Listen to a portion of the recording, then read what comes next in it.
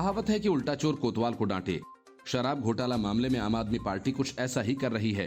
ED की chargesheet में संजय सिंह का नाम आया तो उन्होंने केंद्रीय वित्त सचिव को चिट्ठी लिखकर ईडी के डायरेक्टर और असिस्टेंट डायरेक्टर के खिलाफ मुकदमा चलाने की अनुमति मांग डाली। संजय सिंह ने अपनी चिट्ठी में लिखा कि डायरेक्टर संजय कुमार मिश्रा और असिस्टेंट डायरेक्टर जोगिंदर सिंह ने मेरी छवि को नुकसान पहुंचाया है। इन दोनों अधिकारियों ने अपने पद का दुरुपयोग किया है। बिना किसी आधार के मेरा नाम लिया गया। मैंने दोनों अधिकारियों को 48 घंटे का नोटिस दिया था। न अधिकारियों ने जवाब दिया और न ही माफी मांगी। संजय सिंह ने ईडी की तरफ से सप्लीमेंट्री चार्जशीट फाइल करने के बाद ये चिट्ठी लिखी है, जिसमें बाकायदा उनके ऊपर आरोप लगाए गए। ईडी ने चार्जशीट में कहा कि समीर महेंद्रू ने विजय नायर की विश्वसनीयता को परखने के लिए अरविंद केजरीवाल से मीटिंग कराने के लिए कहा था, जिसके बाद विजय नायर ने समीर महेंद्रू और केजरीवाल के बीच फेस टाइम मीटिंग अरेंज कराई थी। चार्जशीट में कहा गया कि दिल्ली शराब घोटाला की शुरुआत में उसकी राज्यसभा सांसद संजय सिंह से मुलाकात हुई, जिसके बाद वह दिल्ली के उप मुख्यमंत्री मनीष सिसोदिया के संपर्क में आया और आम आदमी पार्टी में आ गया। ईडी ने चार्जशीट में कहा कि दिनेश अरोड़ा ने बताया कि संजय सिंह के कहने पर उसने दिल्ली के कई रेस्टोरेंट के मालिक से 82 लाख रुपए अरेंज कराकर मनीष सिसोदिया को पार्टी फंड के लिए दिया, जिसका इस्तेमाल दिल्ली चुनाव में किया गया। चार्जशीट में यह भी कहा गया कि दिनेश अरोड़ा ने अपने बयान में कहा कि उसकी दिल्ली के उप मुख्यमंत्री मनीष सिसोदिया से 5-6 बार बात हुई और संजय सिंह के आवास पर केजरीवाल से एक बार उसकी मुलाकात भी हुई थी। मतलब साफ है कि संजय सिंह के कहने पर 82 लाख रुपयों की उगाही की गई। और इसी तरह सिसोदिया के तत्कालीन सचिव सी अरविंद ने राघव चड्ढा का नाम लिया है। उन्होंने अपने बयान में कहा कि सिसोदिया के आवास पर एक बैठक हुई थी, जिसमें राघव चड्ढा, आबकारी आयुक्त वरुण रुजम और शराब घोटाला के मुख्य आरोपी विजय नायर मौजूद थे। राघव चड्ढा ने मामले में सफाई देते हुए कहा कि ईडी की चार्जशीट में मेरा नाम आने वाली खबरें और रिपोर्ट तथ्यात्मक रूप से गलत हैं। ये मेरी प्रतिष्ठा और विश्वसनीयता को नुकसान पहुंचाने के लिए किया जा रहा है। ईडी की किसी भी शिकायत में मुझे आरोपी नहीं बनाया गया है। मेरा नाम किसी बैठक में मौजूद होने को लेकर लिया जा रहा है। मैं ऐसी किसी भी बैठक में मौजूद नहीं था। शराब नीति केस में दिल्ली के मुख्यमंत्री अरविंद केजरीवाल से सीबीआई ने अपने ऑफिस में 16 अप्रैल को करीब 9.5 घंटे तक पूछताछ की थी। केजरीवाल सुबह 11:10 पर एजेंसी के ऑफिस पहुंचे थे और रात को 8:30 बजे बाहर आए थे। बाहर आकर केजरीवाल ने कहा था कि सीबीआई ने जितने सवाल पूछे मैंने सभी के जवाब दिए। हमारे पास कुछ छिपाने के लिए नहीं है। ये पूरा का पूरा कथित शराब घोटाला झूठा है, फर्जी है और गंदी राजनीति से प्रेरित है। Report, news of India. शराब घोटाला, बंगला घोटाला, क्लासरूम घोटाला, बस खरीद घोटाला, बिजली घोटाला, केजरीवाल सरकार पर कई और घोटालों के आरोप लगे हैं। फिलहाल अरविंद केजरीवाल की सरकार शराब घोटाला और सीएम के बंगले के विवाद में बुरी तरह से उलझी हुई है और उसे इससे बच निकलने का कोई रास्ता नहीं मिल रहा है। इन घोटालों में एक और घोटाला शामिल हो गया, वह है प्रोफेसर भर्ती घोटाला। घोटाले का ताजा मामला प्रोफेसर्स की नियुक्ति से जुड़ा है, जिन्हें फर्जी दस्तावेजों के आधार पर नौकरी की रेवड़ियां बांटी गई थी। Delhi pharmaceutical science and research university यानी DPRSU की भर्ती में धांधली की शिकायत के बाद LG के सक्सेना ने पूरे मामले की जांच के आदेश दिए। इस मामले में सतर्कता विभाग की जांच में नियुक्तियों में अनियमितताएं सामने आई थी। LG खुद DPRSU के चांसलर भी हैं। पूरा मामला Delhi pharmaceutical science and research university का है। संस्थान में साल 2019 में प्रोफेसर, एसोसिएट प्रोफेसर और सहायक प्रोफेसर पदों के लिए आवेदन मांगे गए थे। जब इन पदों की नियुक्तियां हुई तो इसमें कई तरह की अनियमितताएं सामने आई। मामला सतर्कता विभाग के पास पहुंचा तो कुल 6 नियुक्तियों में गड़बड़ी पाई गई। इसके बाद LG ने पूरे मामले की जांच के आदेश दिए। सतर्कता विभाग की जांच में सामने आया कि उम्मीदवारों ने मानदंड पूरा करने के लिए फर्जी दस्तावेजों का सहारा लिया। कुछ उम्मीदवार भी ऐसे थे जिनकी योग्यता मापदंड के अनुरूप नहीं थी। फरवरी और जुलाई 2019 में इन पदों के लिए नौकरी के आवेदन निकाले गए थे। नियुक्ति के बाद से भी इस मामले पर सवालों के घेरे में कई बार इसकी शिकायत सामने आई थी। Report, news of India. The Kerala story पर रोक की मांग करने वाली याचिका को जब जस्टिस KM जोसेफ और BV नागरत्ना की पीठ ने सुनने से इनकार कर दिया तो फिल्म को रिलीज होने से रोकने के लिए जमीयत उलेमाए हिंद चीफ जस्टिस की अगुवाई वाली बेंच के पास जा पहुंची और याचिका पर 5 मई से पहले सुनवाई करने की मांग करने लगी। लेकिन सुप्रीम कोर्ट ने फिर सुनवाई करने से इनकार कर दिया। असल में अब जमीयत उलेमाए हिंद चाहती है कि इस फिल्म में ये डिस्क्लेमर डाला जाए कि फिल्म की कहानी काल्पनिक है। द केरल स्टोरी 5 मई को रिलीज होने जा रही है, लेकिन मुख्य न्यायाधीश जस्टिस DY चंद्रचूड़ की अगुवाई वाली पीठ ने याचिकाकर्ताओं को तगड़ा झटका दे दिया और उन्हें फिल्म की रिलीज की निर्धारित तिथि 5 मई से पहले केरल हाईकोर्ट में सुनवाई की मांग करने के लिए अनुरोध करने को कहा। असल में द केरल स्टोरी उन महिलाओं की कहानी है जिन्हें लव जिहाद में फंसाया गया, जबरन धर्मांतरण करवाया गया और फिर उन्हें सेक्स स्लेव बनाकर ISIS के हवाले कर दिया गया। फिल्म में दावा किया गया कि केरल में इस तरह की 32,000 घटनाएं हुई, लेकिन केरल की कम्युनिस्ट सरकार और कांग्रेस इसे RSS का प्रोपेगेंडा बता रही है और इस फिल्म को रिलीज करने से रोकने की मांग कर रही है। केरल के CM P विजयन और सामाजिक और सांप्रदायिक सौहार्द को बिगाड़ने का प्रयास इसे मानते हैं। तो कांग्रेस के नेता शशि थरूर के मुताबिक इस फिल्म में उनके केरल की नहीं, किसी दूसरे केरल की कहानी है। शशि थरूर ने तो 32,000 घटनाओं का सबूत देने वालों को 1 करोड़ का इनाम देने का भी ऐलान कर दिया। Upcoming film the Kerala story को लेकर विवाद बढ़ता ही जा रहा है। अदा शर्मा स्टारर इस फिल्म को एक ओर जहां काफी सपोर्ट किया जा रहा है, तो वहीं दूसरी ओर इस फिल्म पर कई सवाल उठाते हुए इसे ट्रोल करने की भी कोशिश की जा रही है। इस बीच फिल्म की स्क्रीनिंग जवाहरलाल नेहरू विश्वविद्यालय में हुई, जहां अभिनेत्री अदा शर्मा, निर्देशक सुदीप्तो सेन और निर्माता विपुल अमृतलाल शाह मौजूद रहे।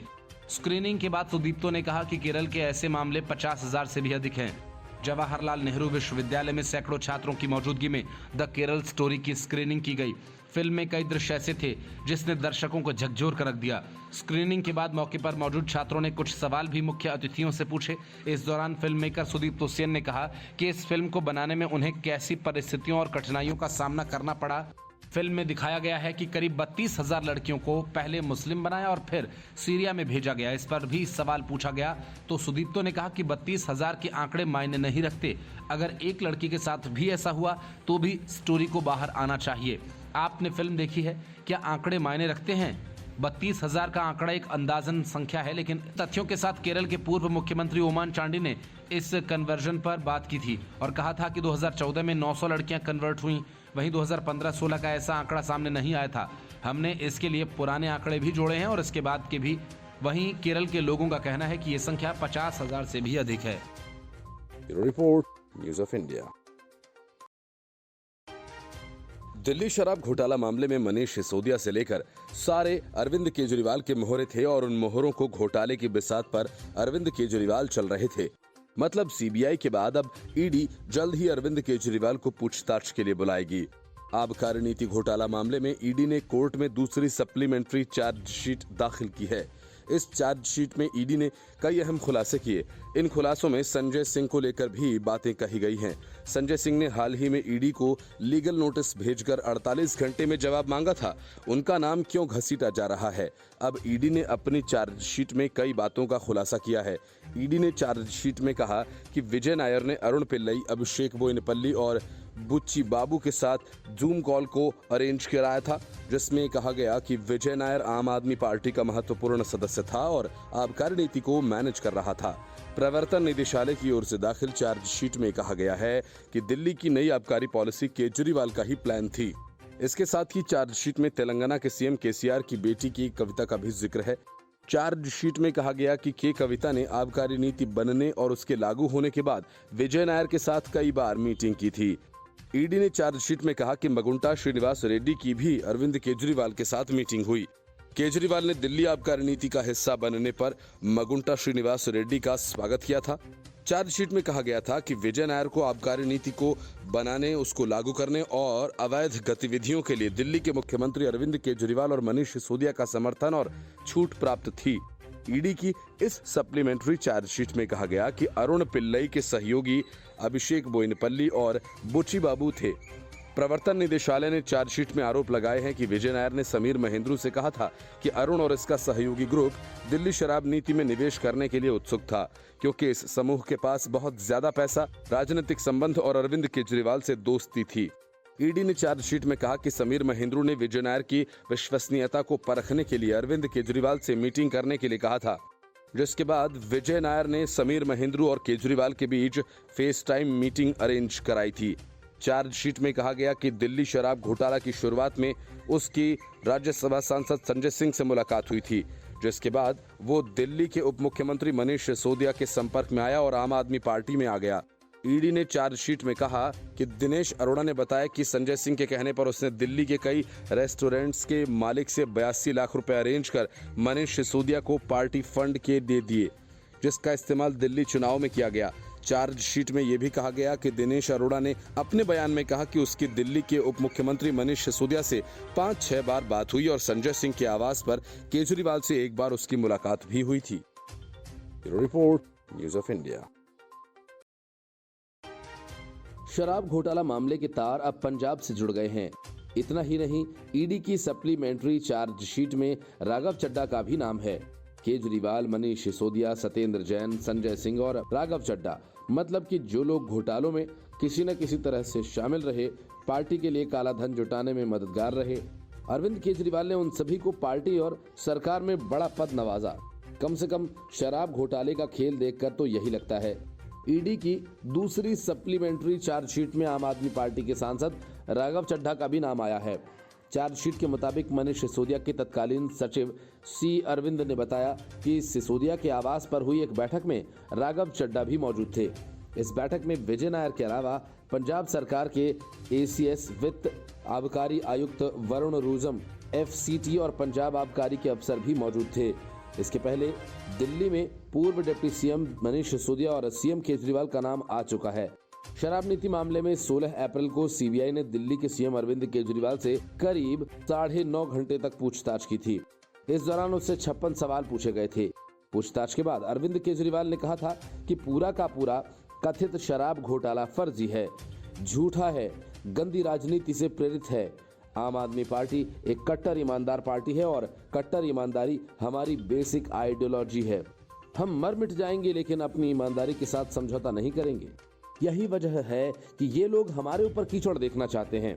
जांच एजेंसीज का आरोप था कि केजरीवाल के खिलाफ सबूत मिले हैं। हाल ही में ईडी ने चार्जशीट दाखिल की थी, जिसमें कहा गया कि केजरीवाल ने फेस टाइम ऐप पर शराब घोटाले के मुख्य आरोपी समीर महेंद्रू से बात की थी। समीर महेंद्रू शराब कारोबारी हैं।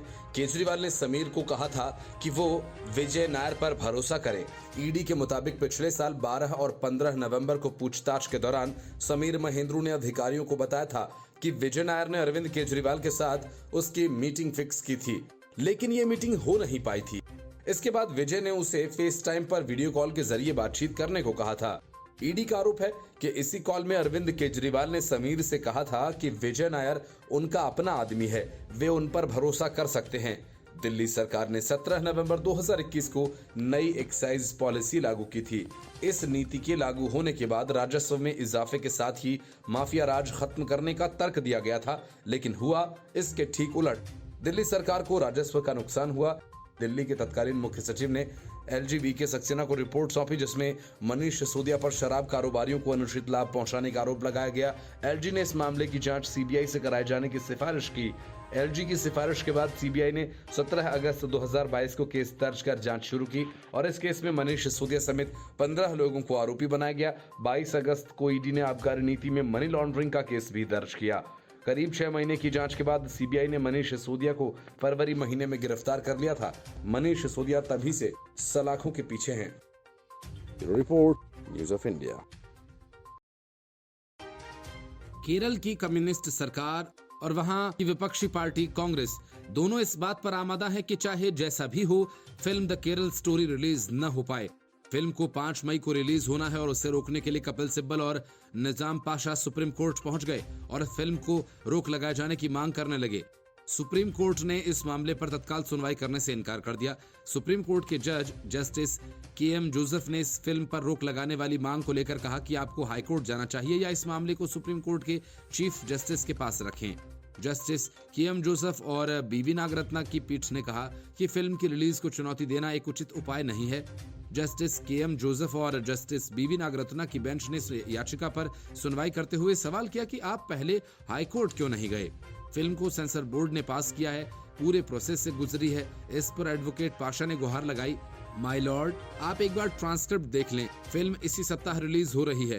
कोर्ट में मौजूद सीनियर एडवोकेट कपिल सिब्बल ने दलील दी, लॉर्डशिप, बस एक बार फिल्म की ट्रांसक्रिप्ट देख लें। ट्रेलर के अब तक 16 मिलियन से ज्यादा व्यूज हो चुके हैं। कल तक हम सब्सटेंशियल याचिका दाखिल कर देंगे।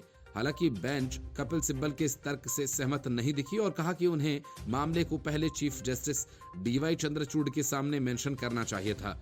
सिब्बल ने कहा कि हम जब तक सीजेआई चंद्रचूड़ के सामने मेंशन करेंगे तब तक तो फिल्म रिलीज हो जाएगी। इस पर जस्टिस नागरत्ना ने कहा कि आपको हमेशा सीधे यहाँ नहीं आना चाहिए। जस्टिस जोसेफ ने सवाल किया कि क्या ये फिल्म केरल के बारे में है। इस पर सिब्बल ने कहा हाँ। जस्टिस जोसेफ ने आगे कहा कि किसी भी रिलीज का ये कोई तरीका नहीं होता। केरल स्टोरी 5 मई को रिलीज हो रही है। इस फिल्म के निर्माता विपुल शाह और डायरेक्टर सुदीप्तो सेन हैं। फिल्म में केरल से 32,000 महिलाओं के लापता होने की पड़ताल की गई है। फिल्म में कथित तौर पर दिखाया गया कि केरल से लापता महिलाएं इस्लामिक स्टेट से जुड़ गईं। इस फिल्म को लेकर खासा विवाद पैदा हो गया और दो धड़े नजर आ रहे हैं। एक इसे प्रोपेगेंडा करार दे रहा है तो दूसरा केरल की हकीकत बता रहा है। केरल के मुख्यमंत्री पिनरई विजयन ने फिल्म डायरेक्टर्स की आलोचना की और कहा कि इस फिल्म में लव जिहाद के मुद्दे को उठाया गया और इसके जरिए आरएसएस के एजेंडा को आगे बढ़ाया जा रहा है। विजयन ने कहा कि पहली नजर में फिल्म केरल के खिलाफ प्रोपेगेंडा नजर आती है और इसका मकसद सांप्रदायिक सद्भावना बिगाड़ना है। कांग्रेस के वरिष्ठ नेता शशि थरूर ने ऐलान किया कि जो ये साबित कर देगा कि केरल से 32,000 महिलाएं लापता हुई, उन्हें 1 करोड़ रुपए का इनाम देंगे। कांग्रेस नेता ने भी फिल्म का प्रोपेगेंडा बताया। बीजेपी आईटी सेल के प्रमुख अमित मालवीय ने फिल्म के समर्थन में ट्वीट करते हुए लिखा कि केरला स्टोरी केरल की वास्तविक सच्चाई दिखाती है। किस तरीके से राज्य का इस्लामीकरण हो गया और लव जिहाद का खतरा बढ़ा है, इसे समझना होगा। Report news of India. Rahul Gandhi को गुजरात हाईकोर्ट से भी निराशा हाथ लगी। कोर्ट ने उन्हें किसी किस्म का अंतरिम राहत देने से इनकार कर दिया। हाईकोर्ट ने राहुल गांधी की याचिका पर फैसला सुरक्षित रख लिया है। कोर्ट ने कहा कि मामले के अंतिम सुनवाई पूरी होने के बाद ही अंतिम फैसला देना उचित होगा। जस्टिस हेमंत प्रच्छक ने साफ किया कि सुनवाई पूरी होने के बाद फैसला सुरक्षित रख लेंगे। छुट्टी के दौरान कोर्ट फैसला लिखेगी। सूरत जिले की एक कोर्ट ने मोदी सर ने मामले में दायर किए गए आपराधिक मानहानि के मामले में दोषी पाते हुए राहुल गांधी को 2 साल की सजा सुनाई थी, जिसके बाद उनको संसद की सदस्यता से अयोग्य घोषित किया गया था। जस्टिस हेमंत एम प्रच्छक की पीठ के समक्ष शिकायतकर्ता पूर्णेश मोदी की ओर से वरिष्ठ अधिवक्ता निरुपम नानावटी पेश हुए। उन्होंने कहा कि अपराधों की गंभीरता सजा इस स्तर पर नहीं देखी जानी चाहिए। राहुल गांधी की अयोग्यता कानून के तहत हुई है। इस बीच जज ने एक आदेश पारित कर इसमें ट्रायल कोर्ट को उनके सामने मूल रिकॉर्ड और मामले की कार्यवाही पेश करने का निर्देश दिया गया।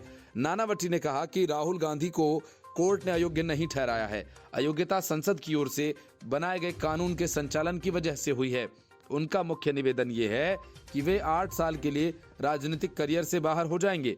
उन्होंने राहुल गांधी की एक प्रेस कॉन्फ्रेंस से संबंधित एक समाचार रिपोर्ट पढ़ी, जिसमें राहुल गांधी के कथित तौर पर ये कह रहे हैं कि मैं गांधी हूं, सावरकर नहीं और माफी नहीं मांगूंगा। शिकायतकर्ता के वकील ने कहा कि राहुल गांधी ने कहा कि वह सजा, जेल से डरने वाले नहीं हैं और वह जीवन भर के लिए अयोग्य ठहराए जाने पर भी पीछे हटने वाले नहीं हैं। उनका ये सार्वजनिक स्टैंड है, लेकिन यहाँ कोर्ट के सामने उनका स्टैंड अलग है। अगर आपका यही स्टैंड है तो यहाँ कोर्ट में याचिका के साथ न आए और रोते हुए बच्चे के जैसे नहीं रोना चाहिए। या तो सार्वजनिक रूप से किए गए अपने बयान पर स्टैंड पर टिके रहें या कहें कि आपकी मंशा कुछ और थी। नानावटी ने कहा कि उनके खिलाफ कुल 12 मानहानि के मामले हैं। पुणे में सावरकर को लेकर की गई टिप्पणी के संबंध में उनके खिलाफ अन्य शिकायतें हैं। वह एक राष्ट्रीय राजनीतिक पार्टी के नेता हैं जिसने देश पर 40 साल तक शासन किया, लेकिन अगर वह इस तरह के बयान दे रहे हैं तो उन्हें सबक सिखाया जाना चाहिए। उन्होंने सॉरी भी नहीं कहा, उनकी ओर से कोई स्पष्टीकरण भी नहीं दिया गया, कुछ भी नहीं। उन्होंने कहा कि माफी नहीं मांगनी है तो न मांगे, ये आपका हक है, लेकिन फिर ये हल्ला क्यों? मैं इस मामले में पीड़ित व्यक्ति हूं। अपराध गंभीर है, संसद भी यही कहती है। दोष सिद्धि पर स्थगन के आवेदन की अनुमति नहीं दी जानी चाहिए, आवेदन को खारिज किया जाना चाहिए। अभिषेक सिंघवी ने राहुल गांधी की ओर से कहा कि सीआरपीसी की धारा 389 के तहत सजा पर रोक लगाने की परीक्षा असाधारण परिस्थितियां हैं। धारा 389 सीआरपीसी किसी व्यक्ति के दोषी होने या न होने से संबंधित नहीं है, लेकिन ये सुविधा के संतुलन के बारे में है। यहाँ मानहानि को अक्षम्य अपराध माना जा रहा है। स्थिति में अपरिवर्तनीय को देखना होगा। एक निर्वाचित व्यक्ति लोगों का प्रतिनिधि होने का अधिकार खो देता है जो अपरिवर्तनीय है। वह अगला सत्र, बैठकें आदि किसी में हिस्सा नहीं ले पाएंगे। Report news of India.